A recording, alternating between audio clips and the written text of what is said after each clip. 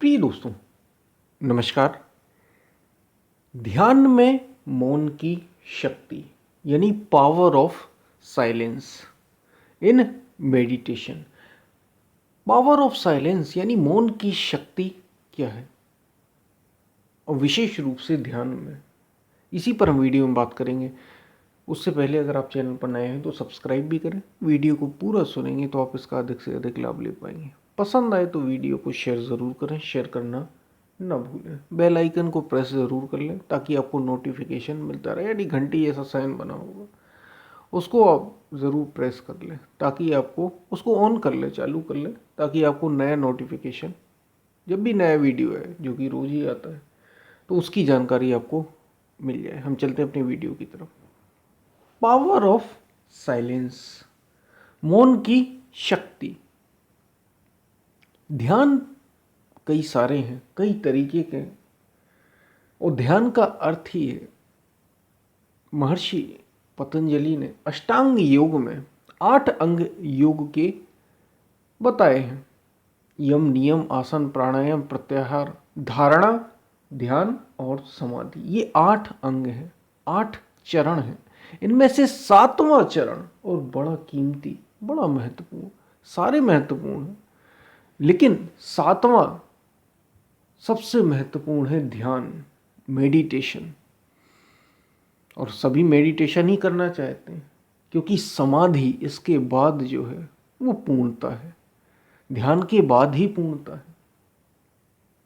तो power of silence, मौन की शक्ति, दरअसल ये मौन ही समाधि है, मौन ही अस्तित्व है, मौन से ही सारी चीजें आती हैं।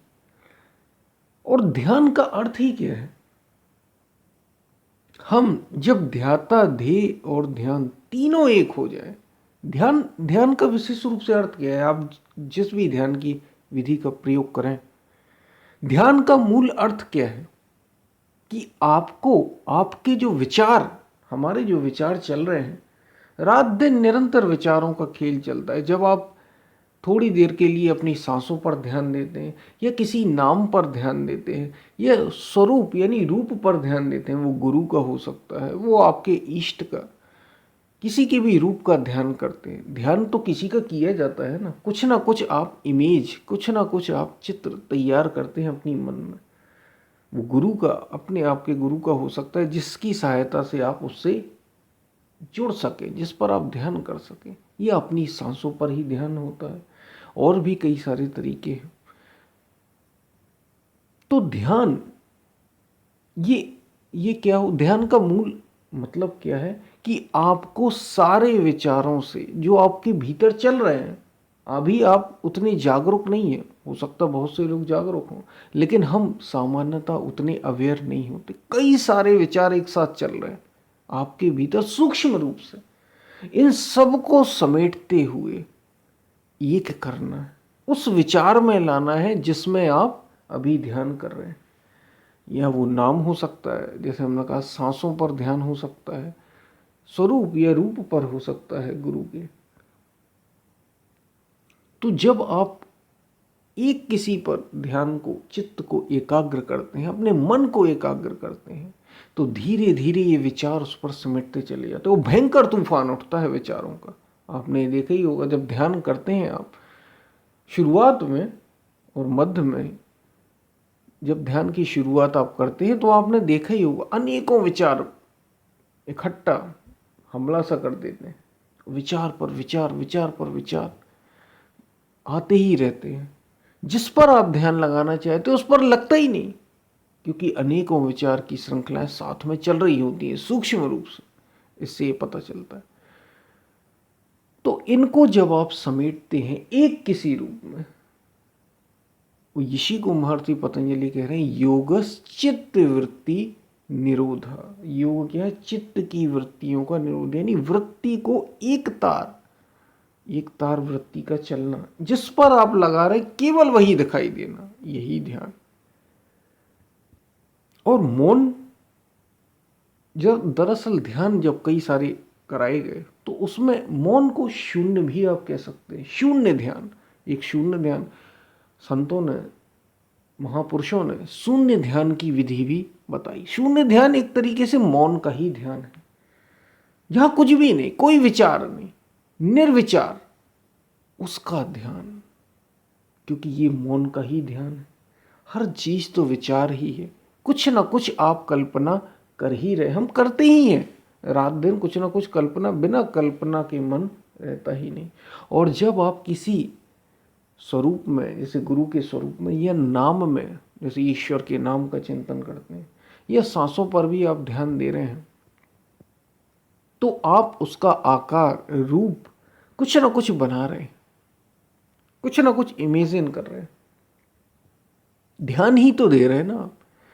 और जब कहा जाए शून्य ध्यान, तो शून्य यानी मौन, कुछ भी नहीं, इस पर ध्यान, निराकार, एक तरीके से ये कहा जाए निराकार का ध्यान, जिसका कोई आकार नहीं, जिसका कोई शब्द नहीं, यही मौन की शक्ति जब आपकी। लेकिन ये एकदम से नहीं होता, शुरुआत में ध्यान हम इस पर ही करते हैं, गुरु के रूप में, नाम में, या और भी जो योग की विधि, सांसों पर। धीरे धीरे आप शून्य की ओर बढ़ते चले जाते हैं, यानी मौन की ओर बढ़ते चले जाते हो। एक बार जब ध्याता, ध्येय और ध्यान, यानी जो ध्यान कर रहा है, जैसे मैं अभी ध्यान कर रहा हूं, जिसका ध्यान किया जा रहा है, आप जिस भी रूप में ध्यान को कर रहे हैं, और ध्याता, ध्येय और ध्यान, और ये जो प्रक्रिया है पूरी, इसी को ध्यान कहा जाता है। ये तीन जो है, जब ये एक हो जाते हैं तो मौन घटित हो जाता है, ध्यान में मौन घटित हो जाता है। यानी आप जो ध्यान कर रहे थे, जब ये दूसरे रूप में हम कहें दृष्टा, दृश्य और दर्शन। दृष्टा यानी जो देख रहा है, जो अनुभव कर रहा है, हर चीज को सुन रहा है, वो शब्द हो, नाद हो, या जो देख रहा है कोई इमेजिनेशन, जैसे हमने बताया गुरु की, किसी भी रूप की, तो जिस पर जो ये सब अनुभव कर रहा है, जिसको अनुभव हो रहा है, जो ध्यान कर रहा है, वो एक तरीके से दृष्टा है। दृश्य क्या है? जिस पर ध्यान आप लगा रहे हैं। और दर्शन क्या है? ये जो दृष्टा और दृश्य के बीच की क्रिया है, इसी को दर्शन का, यही ध्याता, ध्येय और ध्यान भी है, यही दृष्टा, दृश्य और दर्शन भी। तो ये जब तीनों एक हो जाते हैं, यानी ये जो तीन क्रियाएं एक साथ होती, ये हमेशा होता है। आप दृष्टा होते हैं, आपके सामने कोई दृश्य होता है। जब आप संसार में होते हैं तो भी, अभी जैसे आप मुझे सुन रहे हैं, तो एक तरीके से आप हैं सुनने वाले, मेरी बात आप सुन रहे हैं, तो मैं आपका दृश्य हो गया एक तरीके से। और ये जो प्रक्रिया पूरी चल रही है, इसी को दर्शन कहा जाएगा। एक तरीके से ध्याता, ध्येय और ध्यान ही हो रहा है। ये जब ऐसे ही भीतर, जब आप आंखें बंद करते हैं, तो आपके सामने कोई ना कोई दृश्य होता है, आप उस समय दृष्टा होते हैं। और दर्शन की क्रिया जो दोनों के बीच चल रही होती है, इसी को क्रिया कहते हैं, दर्शन।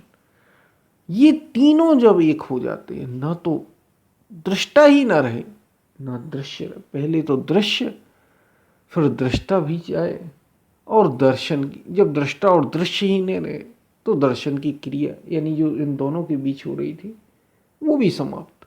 ये तीनों एक हो जाए तो घटित होता है मौन, तो घटित होता है साइलेंस।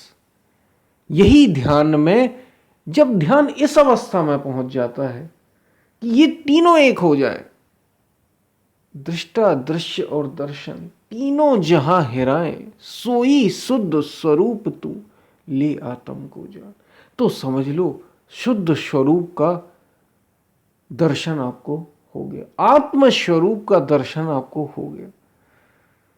अगर ये दृष्टा, दृश्य और दर्शन, ये तीनों, यानी जो ध्यान कर रहा था, जिसका ध्यान किया जा रहा था, यानी नाम रूप कुछ भी, और ये जो क्रिया चल रही थी ध्यान की, ये तीनों, ध्याता, ध्येय और ध्यान, तीनों एक हो जाए, तो ध्यान समाधि में परिवर्तित हो जाता है। तो ध्यान में मौन घटित हो जाता है। और एक बार मौन घटित हो गया, इसी को निर्विकल्प समाधि भी कहा, निर्बीज भी कहा। बीज ही मिट गया, दृष्टा ही गायब हो गया। ना कौन सुने अब, किसको सुने अब, ना तो सुनने वाला रहा, न सुनाई देने वाला रहा, सुनाई देने वाली वस्तु रही, नाद रहा, शब्द रहा, रूप रहा दिखाई देने वाला, ना तो देखने वाला रहा, ना कुछ दिखाई देने वाला रहा।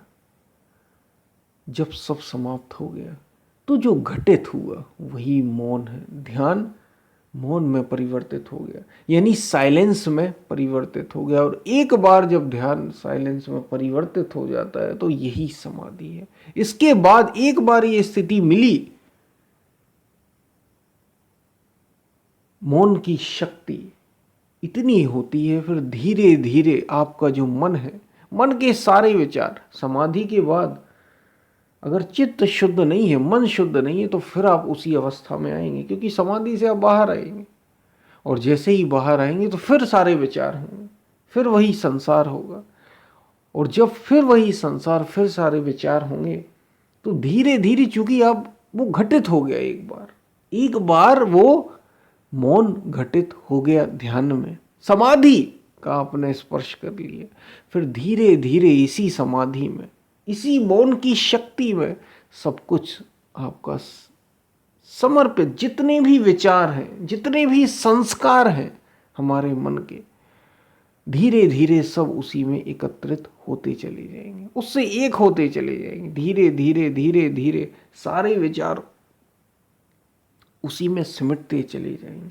सारी वृत्तियां, काम की, क्रोध की, लोभ की, मोह की, राग की, द्वेष की, ईर्ष्या की, वासना की, धीरे धीरे उसी में सिमटती चली जाएगी और धीरे धीरे ये शांत हो जाएंगी, सारी वृत्तियां शांत हो जाएंगी। और इसी को तो महर्षि पतंजलि कहते हैं। यानी वास्तव में आप धीरे धीरे, ये एकदम से नहीं होता। जैसे फूल खिलता है, जैसे पौधा बड़ा होता है, आपने बीज डाल दिया, एक बार साधना का बीज, एक बार ध्यान का बीज, या यूं कहें कि मौन का बीज एक बार घटित हो गया, तो धीरे धीरे ये उत्तरोत्तर बढ़ता चला जाएगा। ये शून्य का बीज एक बार घटित हो गया, निर्विकल्प समाधि का बीज, तो धीरे धीरे ये शून्य बढ़ता चला जाएगा, बढ़ता चला जाएगा। और जितने भी विचार, आकार, रूप आपके भीतर हैं, जो संस्कार मौजूद हैं, उसमें धीरे धीरे लीन होते चले जाएंगे। ये मौन की शक्ति है, ये शून्य की शक्ति है। शून्य न कहें, मौन कहें, अस्तित्व कहें, उसे ईश्वर कहें, जिसे भक्त भगवान कहते हैं। ये भगवान की शक्ति, धीरे धीरे उसी में सब लीन होते चले जाएंगे। ये काम, क्रोध, लोभ, मोह, और बदल जाएंगे विवेक, वैराग्य, त्याग, तप। यही तो बदल जाते हैं, जो पहले काम, क्रोध, लोभ, मोह थे, यही बदलकर अब ऐसे हो गए। और ये होता कब है? जब ध्यान में, ध्यान समाधि में बदल जाता है, ध्यान में मौन घटित हो जाए। ये मौन की शक्ति है, सब समाहित कर लेता है, क्योंकि सब कुछ मौन से ही आया है, सब कुछ साइलेंस से ही आया है। यानी ये जो सृष्टि, जब कुछ नहीं था तो मौन ही था, साइलेंस ही था। और उस साइलेंस से, उस मौन से सबसे पहले नाद आया, ध्वनि आई। और ध्वनि आ, उ और मां के रूप में थी, जिसको हम ओंकार ध्वनि भी कहते हैं। ओम, ओम जो ध्वनि है, आ, उ और मां, इन तीन अक्षरों से वो ध्वनि सुनाई देती है। सबसे पहले साइलेंस, फिर वो ध्वनि।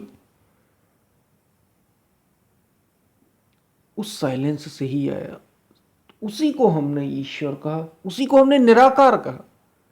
निराकार या परम तत्व वही है जिसमें सब कुछ है, उसी में सब कुछ है, उसी में, उसी से सब आता है, उसी में सब रहता है, और उसी में सब समाहित हो जाता है। यही तो है भगवान श्री कृष्ण।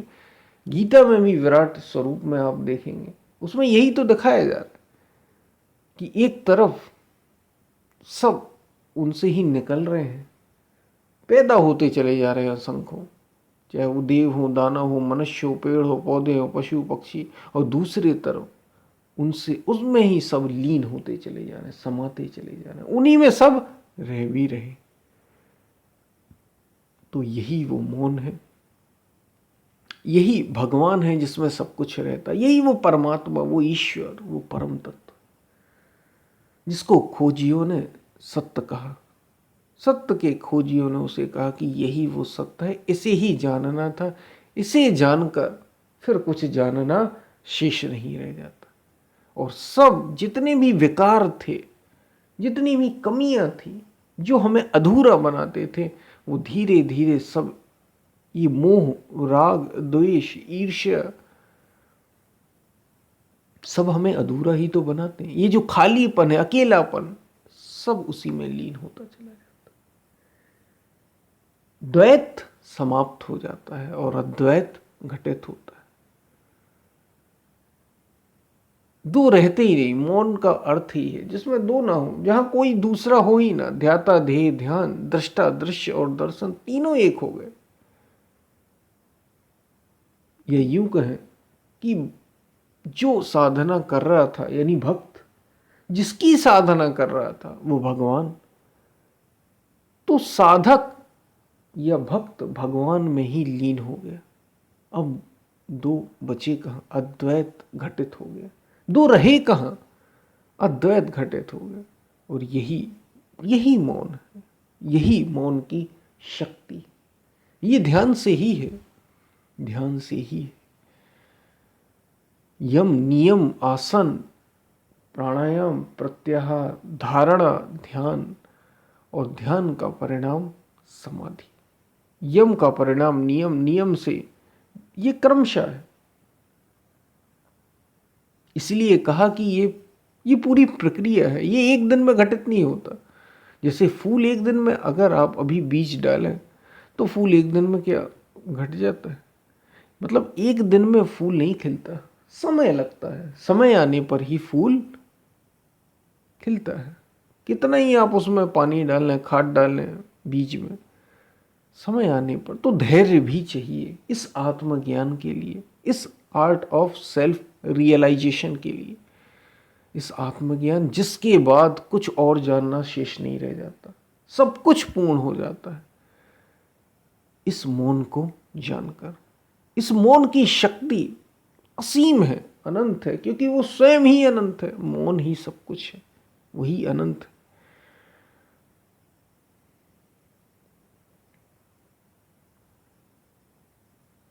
ध्यान में ऐसा घट जाना, एक बार ध्यान में मौन घटित हो गया, समाधि घटित हो गई, इसी को हम समाधि भी कहें, समाधि घटित हो गई, तो फिर उसकी शक्ति, मौन की शक्ति ये है, ये समाधि की शक्ति ये है कि समाधि घटित ही हो गई। जब सम ही हो गई, ये जो श्वासें थी हमारी,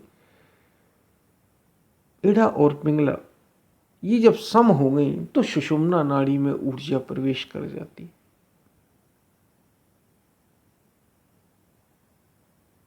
और जब ये सम हो गई तो फिर कुछ बचा ही कहाँ।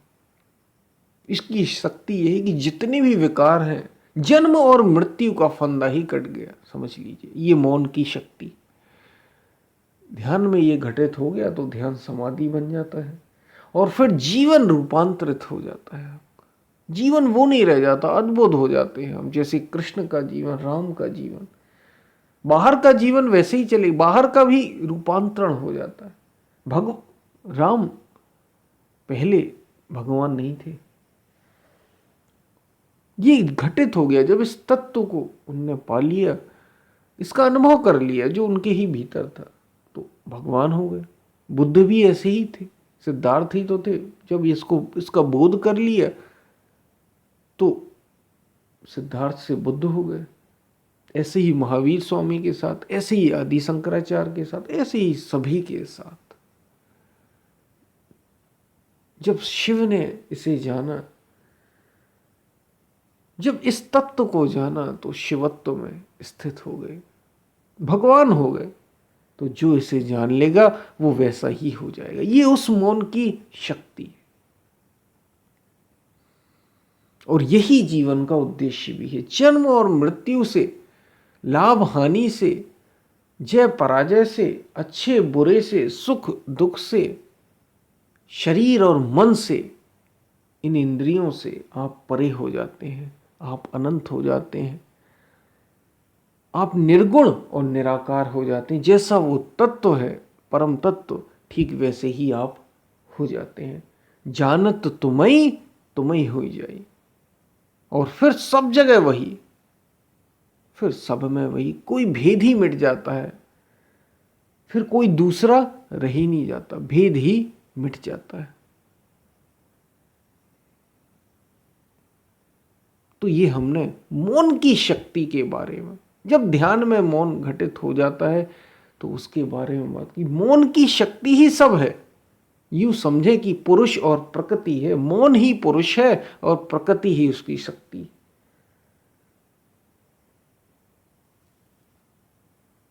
तो दरअसल सब कुछ वही परमात्मा है, वही सत्य है, वही मौन।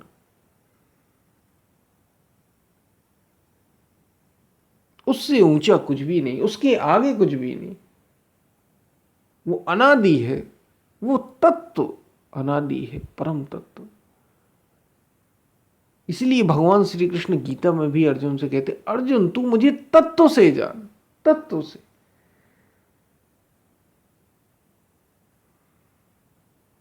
तो ये हमने मौन की शक्ति के बारे में बात की, थोड़ी ध्यान के बारे में बात की, योग के बारे में बात की, एक ध्यान और एक साधक के और पूर्णता की अवस्था की भी बात की। समझ में आया होगा आपको वीडियो? पसंद आए तो वीडियो को शेयर ज़रूर करें, शेयर करना ना भूलें। हम फिर मिलते हैं, तब तक के लिए धन्यवाद।